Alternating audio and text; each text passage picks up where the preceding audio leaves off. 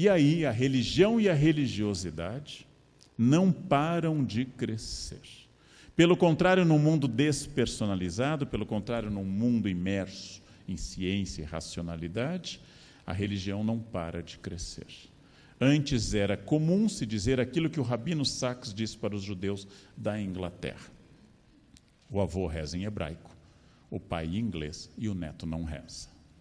Isso era o procedimento tradicional. Porém, isso está mudando. As igrejas que começaram a se esvaziar na década de 60 do século passado enchem novamente. A religião institucional e as religiosidades como práticas crescem sem parar hoje. Crescem sem parar. Hoje a religião está em alta. A religião está na moda. E ela consegue fazer em 2017 coisas que ela não conseguia fazer em 1917 ou em 1817. Ela fecha exposições de arte. Por quê? Porque ela está com força. Ela está com força. A média das pessoas está convencida que precisamos de mais religiosidade, mais Deus. Pesquisa de uma revista brasileira comprova que dos preconceitos tradicionais quanto a mulheres, negros, homossexuais e ateus de longe são os que menos têm confiança. Eu votaria, é a conclusão da pesquisa, num candidato homossexual, negro ou qualquer outro, mas não num ateu. O ateu começa a ser visto de novo como um pária, como era na Idade Média. As pessoas perguntam, com frequência a mim, em palestras sobre religião, como é que você consegue ser ateu e ético? A minha resposta é sempre a mesma. Considerando a história das religiões, a pergunta tem que ser feita a você. Como você consegue ser religioso e ético? Considerando a tradição religiosa e a biografia das religiões, é isso. Na verdade, eu discordo de grandes nomes do ateísmo contemporâneo, como Christopher Hitchens e o Dawkins, que dizem que o mundo sem religião é um mundo de paz e harmonia. Os maiores massacres do século XX foram feitos por estados ateus, União Soviética e China comunista. Estados feitos por católicos, como Hitler na Alemanha e Mussolini na Itália, mataram bastante. Logo, Deus ou não Deus não afeta a nossa vontade de matar. Nós gostamos de matar. Usar Deus ou Estado, ou a limpeza étnica, é o fato de que, havendo Deus ou não havendo Deus, nós matamos. Mata-se em nome de Deus a Inquisição, mata-se contra Deus União Soviética. Ou seja, a religião e a religiosidade não são um obstáculo à ética em si. Porém, é importante dizer que esse velho debate está na mesa de novo. Um dos mais belos textos do Papa Bento XVI, Papa resignatário hoje, é sobre essa fide ratio, sobre essa fé e razão. É um debate se a fé atrapalha a razão, ou se a razão atrapalha a fé. A rigor, não. A rigor, não. São duas coisas distintas. Seria como perguntar se o amor materno atrapalha a pesquisa em biologia. Se o filho não for a cobaia, não existe esse obstáculo, né? Se o filho for o alvo do experimento, aí pode atrapalhar. Fé pertence a uma categoria da linguagem humana e da sociabilidade humana das mais antigas. Há exemplos de religiosidade no Paleolítico como enterros rituais. Há exemplos de religião organizada desde a antiguidade e, até o momento, nunca tivemos uma sociedade espontaneamente ateia. É provável que a Suécia venha a se tornar a primeira, já que, nesse momento, na Suécia, a maior parte da população se declara espontaneamente ateia e o ateu clássico contemporâneo, ele é branco, homem, rico, urbano, bem-sucedido. Há mais ateus homens do que mulheres. Há mais ateus brancos do que indígenas, por exemplo. Há mais ateus bem-sucedidos do que pobres. E há mais ateus na cidade do que no campo. É provável que quem viva na dependência inteira do clima tenha menos vontade de duvidar da existência de uma proteção. A crença em seres protetores, como anjo da guarda, obviamente tem um efeito poderoso sobre as pessoas. Deve ter sido criada por uma mãe. A ideia de que meu filho tem um personal angel, um guardião especial só dele, imortal, 24 horas por dia. Esse serviço é caro, um serviço, e é uma crença, sem nenhuma ironia, uma crença muito poderosa. Muito poderosa. Como eu debati uma vez com uma funcionária minha, que tinha um marido violento e alcoólatra, há muito tempo, não havia lei Maria da Penha, nem delegacias da mulher, e ela disse, quando ele entra quebrando tudo, eu entro com meus filhos debaixo da mesa, a gente reza o Salmo 23. Como eu vou dizer a essa mulher, não faça isso, vá denunciá-lo? É a arma que ela tem à mão nesse momento. O Salmo 23 a conforta e lhe dá a energia. E talvez até afaste um pouco da agressão do marido criminoso. Então, hoje, eu daria um outro conselho. A época mudou. O debate entre fé e razão são campos distintos e não são campos opostos. Há uma crença equivocada de que o religioso é religioso por falta de conhecimento e o ateu é ateu por estudar mais. Não é verdade. Há pessoas de profundo conhecimento histórico, filosófico e científico e que são religiosas. Eu tenho colegas religiosos. Há pessoas que são muito limitados do ponto de vista intelectual e que são ateus. Não existe relação direta entre estudo e perda da fé. Não existe essa relação direta. Existe uma relação direta entre transformação do objeto da crença e o estudo. A fé da pessoa que estuda é diferente da fé da pessoa que não estuda. A fé é uma adesão pessoal, não demonstrável, não comprovável. E aí é um erro muito grande dos religiosos quererem entrar no discurso da ciência. É um grande erro. A força da religião é não ser racional, é não ser científica, é não estabelecer uma explicação plausível, mas uma explicação religiosa. Como diz um colega meu de filosofia, nenhuma ciência jamais secou uma lágrima. Ao ver uma pessoa que perde um filho, eu posso chegar e dizer e consolar cientificamente. Seu filho tinha presença de carbono na Constituição, todos os seres que têm carbono tendem a serem datados, não? Ele seguiu o destino natural da espécie, a senhora também e eu também morreremos, não? E não há por que lamentar, porque a morte é inevitável, então ela é parte da matemática exata da vida, a sua lágrima é inadequada. Não? Pronto, essa mulher agora está tranquila, ela me entende, ela fica feliz. Provavelmente não. Seria melhor eu dizer, Deus chamou para si os bons primeiro, chama os bons primeiro, Ele está nos olhando agora, Ele está bem, vamos nos reencontrar. E o seu amor permanece com ele, porque ele é um anjo, ele é uma estrela do céu agora, ele está conosco, eu sinto a presença dele, ele está feliz e sabe que a senhora fez tudo por ele. Isso consola. Eu tenho estudado cartas mediúnicas e é impressionante o poder terapêutico dessas cartas. Nenhuma me convence do poder científico, mas todas me convencem do poder terapêutico. Para o desespero de uma mãe que perde um filho, uma carta psicografada desse filho resolve uma angústia gigantesca.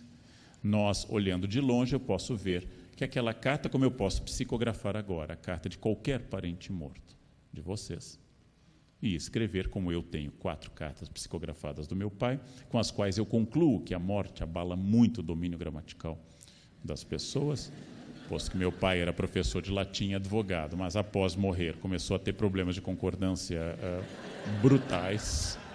Mas pode ser que a experiência da morte seja impactante. É uma questão importante. Ora, não é para ironizar, porque tanto a ciência quanto a religião são dignas de ironia pelo que fizeram e pelo que fazem, mas quando uma médium me diz num centro onde eu vou ver, eu estou estudando nesse momento possessão demoníaca, quando ela me diz que em outra vida eu utilizei cabelo para seduzir pessoas, logo Nessa, eu vim para aprender a não fazê-lo.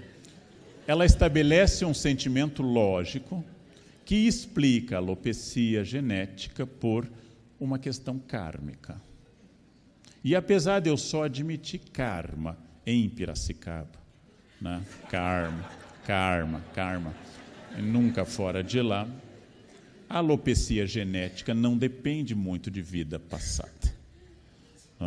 Então, essas questões são campos distintos. E eu não deixo de reconhecer, apesar de não ser religioso, que, tal como querem grandes especialistas como Jacques Lacan, psicanalista famoso, eu tenho certeza que haverá padres no futuro. Eu não tenho certeza se haverá cientistas. A demanda da religião é muito estrutural, é muito forte, é muito grande. E as pessoas realmente usam. Que Thomas, um antropólogo inglês, autor de um livro que a minha área adora, Religião e Declínio da Magia, Estudo das Crenças na Inglaterra Moderna, faz um capítulo para cada crença, fantasmas, gnomos, doentes, astrologia, profecias, maldições, mas ele faz uma pergunta: por que é que deixamos de utilizar o pensamento mágico?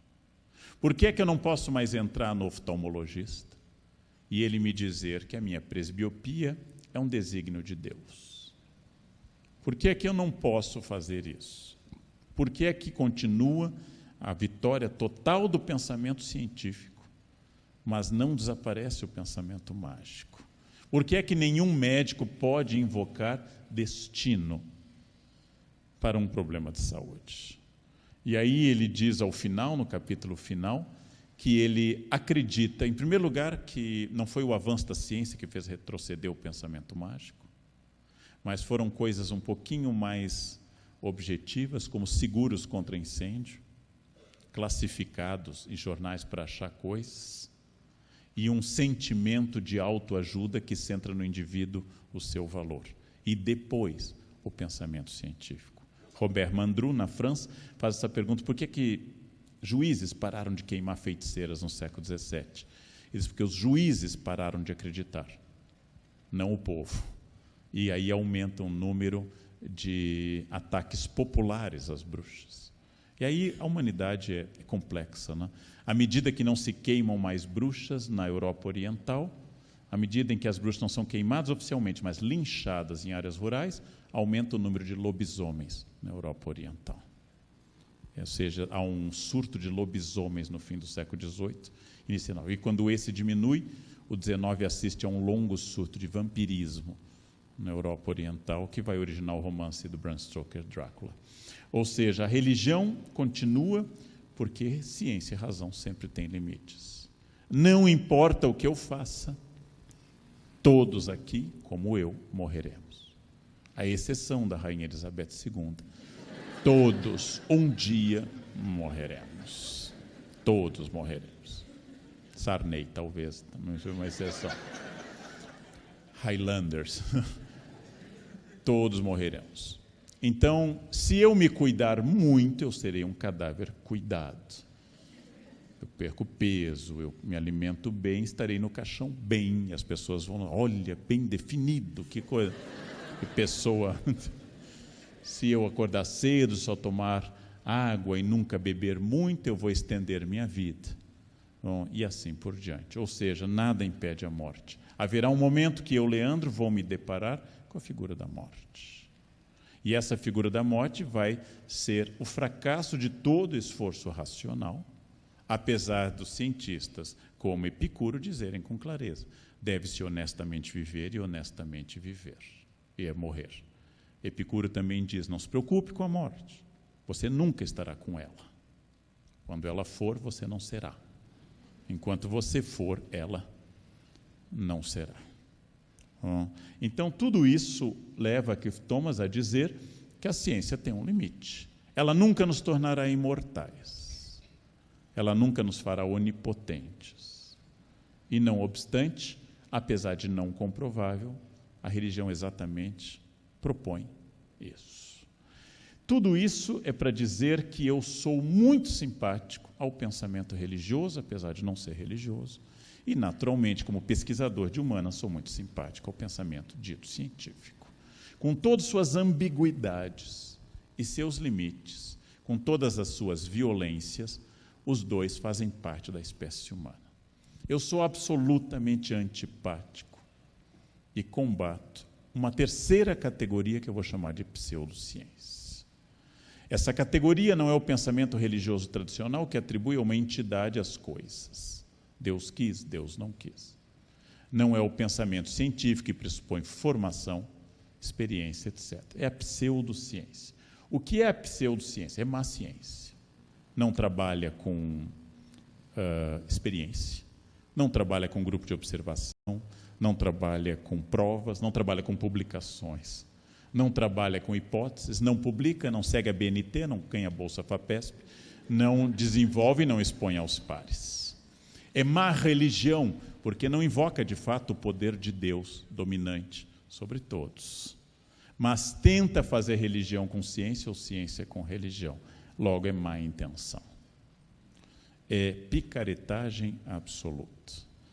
Ou seja, eu reconheço a religião, um campo específico da espécie humana dominante, reconheço a ciência, coisas extraordinárias, e nego isso à pseudociência. Por quê? Porque a pseudociência, pegando um dos grandes epistemólogos do século XX, a pseudociência não trabalha com refutabilidade. Ela apresenta dogmas e não coisas refutáveis. Quando eu trabalho com pseudociência, eu não submeto à experiência. Por exemplo, terapia de cristais ou aromaterapia. Eu não trabalho com observação. Eu não faço teste, eu não tenho grupo, eu não aplico placebo num grupo para ver se não existe influência de coisa. Porque nós sabemos, todos vocês sabem, que placebos são eficazes. Placebos têm uma eficácia dentro da teoria das probabilidades e do poder do próprio corpo de se influenciar.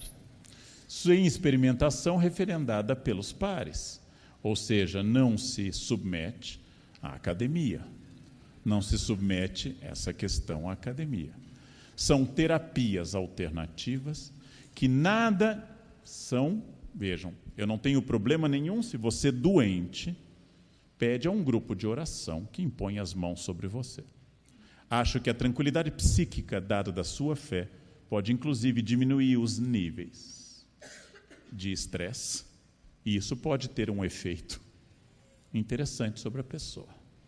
Acredito que uma crença religiosa bem centrada, e como demonstra uma pesquisa israelense, casar, ter um cachorro e ter um Deus, estende a vida humana em mais de 25%. Solteiros, sem animais e ateus, tem uma tendência a morrer antes. E para cada caso existe uma explicação. A presença de um cachorro lhe dá alguém para amar. Nenhum outro ser, família, etc., dá aquilo que um cachorro dá. Está sempre disponível, sempre carente, não importa o que você faça. Te espera com genuína alegria. Até porque Pavlov demonstrou que ele associa você à comida. Tá? Então, a alegria dele é pavloviana, o behaviorista. Bem, casar, porque principalmente para os homens, as mulheres são zelosas no estímulo dos check-ups ou da alimentação correta. A mulher é repressora de bacon, a mulher é repressora de gordura e estimuladora de médicos. Mais equilibradas psiquicamente, as mulheres procuram muito mais médicos do que homens, o que explica que as mulheres durem mais do que os homens. Vocês sabem que não há viúvos no mundo, só há viúvas. As mulheres são Duracell, os homens são todos Rayovac, tem chance de recarregar. E, finalmente, a existência de um Deus pode dar uma sociabilidade, uma moderação, que pode ser importante. Tudo isso estimula. E o princípio que vocês conhecem, ora escrito com o inglês medieval com 2 Cs, ou Occam com CC, ora escrito já pelo inglês contemporâneo com CK e H, a navalha de Occam, o princípio oxfordiano de Occam, de que, havendo 2 explicações, a mais curta, a mais sintética e a mais simples é provavelmente a melhor. Bom, então, havendo 2 explicações para que o tratamento pseudocientífico dê certo, eu tenho que verificar o seguinte: a natureza cura mais do que a medicina. É uma ideia hipocrática. Hipócrates de Cos disse: a natureza cura mais rápido do que os médicos. Quase todas as doenças podem ser curadas sem muito tratamento, pensava Hipócrates, basta dar ao tempo o tempo. Então, todas as doenças, como um vago mal-estar, um discreto enjoo, uma dor de cabeça mais ou menos distante, podem ser curadas por tecnologias pseudocientíficas, porque elas passam sozinhas. Nenhuma dessas tecnologias cura câncer. Aliás, um grande empreendedor, o dono da Microsoft, não, o dono da Apple, ao se constatar com câncer, decidiu apelar a sucos integrais e meditação. Steve Jobs quis inovar também nessa hora. E ele descobriu que o tumor é absolutamente conservador. Ele só encara de frente quimioterapia. E suco de cenoura, meditação, ajuda a diminuir o pH geral, porém, não serve para nada. Quando ele resolveu mudar de tratamento, era tarde demais. Com câncer é bom não inovar muito. É bom ir direto naquilo que funciona mais cientificamente. Ora, hoje, a pseudociência tem mercado. Hoje, os tratamentos alternativos, os discursos pseudocientíficos, têm mercado. E tem gente que gosta deles. E como todo remédio alopata produz seus efeitos colaterais, nada melhor que apostar na hipótese nunca demonstrada da memória molecular da água, com diluições de 1 para 1 milhão. Apostando na memória molecular da água, você sabe que a molécula é como Deus, é uma hipótese. O átomo é uma hipótese, a molécula, o átomo é uma hipótese, então significa também que o sensacionalismo é o melhor, porque a imprensa compra esses discursos. Fulano é um médium em tal lugar e ele cura qualquer pessoa com a imposição das mãos. Da mesma forma, é uma busca de autoridade dos dois mundos. Porque se eu for a um médium, como eu já fui a muitos, e é um dos mais famosos do Brasil entrevistar, eles recomendam que você continue a quimioterapia, porém, faça tais e tais orações e volte àquele lugar em Goiás regularmente. Você é curado, quem curou? O médium. Essa é uma questão importante. Bom, então, ela é autoconfirmatória também. No século XIX, tem duas coisas que mostraram essa transformação. Até o século XIX havia preconceito, como em todo o período colonial. No XIX, cientistas tentaram dar base ao preconceito, pseudociência. Gobineau, na França, e outros. Passaram a dizer que, de fato, o cérebro humano se desenvolvia de formas variadas e que africanos tinham menos capacidade do que europeus, coincidindo com os interesses do imperialismo. Então, o velho e assassino preconceito virou um novo e assassino racismo. Qual é a diferença do racista para o preconceituoso? Ambos são idiotas. Porém, o racista é aquele que procura explicação científica. E isto é pseudociência. Qual é a diferença do antijudaísmo que matou tantas comunidades judaicas na Idade Média? Os judeus mataram Deus. Os judeus são avarentos. Os judeus são isso. Isso é o preconceito moderno e medieval. A partir do século XIX, frutificando na barbárie nazista, os judeus têm um sangue que transmite características culturais de avarez. É o que vamos encontrar, por exemplo, no Mein Kampf de Hitler. Apesar do sangue humano ser o maior argumento contra racistas, ter apenas ser A, AB, B e O positivo ou negativo, os racistas atribuem genes. Por que você é atrasado? Minha avó era de Porto Seguro. A gente nunca está no sangue, a gente atrasa sempre, né? Você é muito pontual, né? Meu bisavô era alemão. Qual é o gene da pontualidade? Qual é o cromossomo específico que cria fixação no relógio? E que forma eu introduzo no Brasil, no código das pessoas, esse cromossomo? Ora, tudo é derivado da cultura, mas a ideia de que o sangue determine isso vai levar a esse sensacionalismo. Todos que abriram a tumba de Tutankhamon na década de 20, a começar pelo arqueólogo Carter, todos morreram por causa da maldição da múmia. Há uma hipótese de que nós temos fungos e ácaros que, estando presos ali por 4.000 anos, estão um pouco ansiosos. Existe a hipótese que uma câmara mortuária da múmia tenha micro-organismos para os quais nós temos pouca defesa. Não, isso é uma explicação boba científica. É a maldição da múmia. A maldição da múmia, quem mexer em mim, Tutankhamon, vai morrer, é curiosa. Porque todos os faraós, 30 dinastias, foram saqueados. Tutankhamon é o único faraó que foi encontrado intacto. Logo, a maldição da múmia não funcionou com os mais gloriosos faraós, como Ramsés II, mas foi funcionar com um adolescente, babaquinho, assassinado ou morto muito cedo. Lombrosianos.